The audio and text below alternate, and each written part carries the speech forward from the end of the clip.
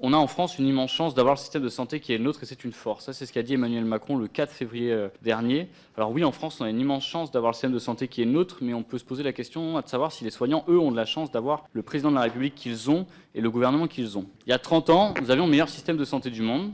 Et là, en janvier, on a eu 90 plans blancs déclenchés, les services d'urgence saturés et un sous-investissement chronique, notamment par exemple si on prend le cas de la pédiatrie, qui fait que notre pays est passé de la 3e à la 20e place européenne pour ce qui concerne la mortalité infantile. Pourquoi ? J'espère que la commission d'enquête tout de même y répondra, mais il y a quelques pistes tout de même. Il y a 30 ans, notre système y reposait sur deux jambes, des soignants dévoués et une sécurité sociale, un État qui investissait. Aujourd'hui, on a l'impression qu'il ne reste plus que les soignants. Le Parlement et les gouvernements ont raboté les budgets, supprimé des lits et le nombre de soignants. On a un hôpital qui, à notre sens, est malade de toutes ces décisions qui ont été prises. D'ailleurs, depuis 2017, ces décisions prises semble aggraver la situation. On a eu 30 000 lits supprimés depuis 2017, soit par choix économique, soit parce qu'il n'y a plus assez de soignants pour ouvrir ces lits. Chez moi, à Limoges, et c'est aussi pour ça que cette commission d'enquête m'intéresse particulièrement, j'ai des soignants qui me disent quand ils arrivent à 7h30 du matin, les couloirs sont pleins, on monte jusqu'à 80 patients, parfois dans les urgences, ça fait 20 patients pour une seule infirmière. Donc à l'heure où on se parle, les urgences sont totalement saturées parce qu'il n'y a plus de lits dans les étages pour envoyer les malades et parce qu'il n'y a plus de soignants pour ouvrir ces lits. Les conséquences, c'est que parfois on a des patients en période de grippe qui tombent malades dans les urgences, on a des infirmiers qui n'en peuvent plus, qui ont trop de travail, et même la Haute Autorité de Santé dit que cela amène à des drames, à des décès, faute de prise en charge. Depuis 2017, les différents budgets de la sécurité sociale qui ont été votés ont été tout le temps des budgets de sous-financement, excepté la période Covid. Et le dernier budget qui est passé par 49.3 et de même la projection qui est faite jusqu'à 2028, met toujours l'hôpital en état de sous-financement.